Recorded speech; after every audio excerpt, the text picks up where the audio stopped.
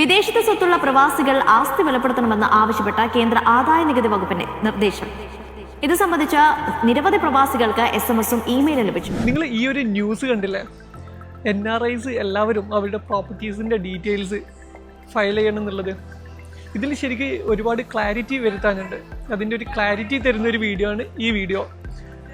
ഈ ന്യൂസിൽ പറയുന്നത് പോലെ എല്ലാ പ്രവാസികളും അവർക്കുള്ള പ്രോപ്പർട്ടീസിൻ്റെ ഡീറ്റെയിൽസ് നാട്ടിൽ ഫയൽ ചെയ്യേണ്ട ആവശ്യമില്ല. NRIs അല്ലാത്ത നാട്ടിൽ താമസിക്കുന്നവരാണ് ഇത് ഫയൽ ചെയ്യേണ്ടത്. ഇപ്പോൾ നാട്ടിൽ താമസിക്കുന്നവരാരോ അവർക്ക് UAE-ലോ അല്ലെങ്കിൽ വേറെ ഏതെങ്കിലും രാജ്യത്ത് പ്രോപ്പർട്ടി ഉണ്ടെങ്കിൽ അവർ അത് അവിടെ ഫയൽ ചെയ്യണം, റിപ്പോർട്ട് ചെയ്യണം.